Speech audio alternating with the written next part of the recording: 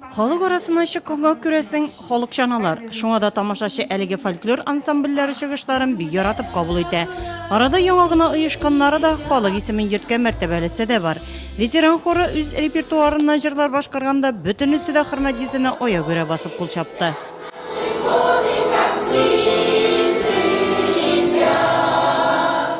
Лейсе песни дигән бәйрәм безгә инде бик зур бәйрәм кебек.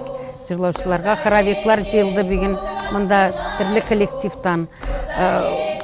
Бер яктан бу бөтен милләтләрне объединять итә торган эш инде.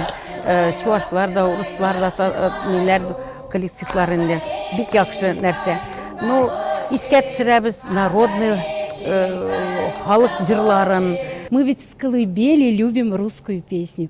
Сегодня у нас Без бишектән үк рус халык җырларын тыңларга яратабыз. Бүгенге җыелышка рус халык җырларын башкаручы районның иң яхшы коллективлары җыелды. Бу ветеран халык хоры, Лейсе песня коллективы һәм башкалар. Шулай ук бирегә Чуаш фольклор ансамбле да килде. Ул Ратник коллективы. Ретро җырларны башкаручыларның хәзер үз клублары бар. Очрашу тәүге тапкыр булса да бик җылы узды. Биредә һәр ансамбль үзенең чыгышын тәкъдим итте. Шунда ук балалар сәнгать мәктәбе вокал укытучысы Ольга Гришинадан мастер-класс алдылар. Яшь башкаручылар үз усталыкларын күрсәтте. Сама цель такова, что мы хотим... Максат шундый, без барлык ретро җырларны искә төшерергә ниятлибез. 60-нчы, 70-нче, 80-нче елларда яңгыраган без яраткан җырларны. Тема шундый, һәрберсен аларның бөек рус халык җырчыларына багышларга уйладык.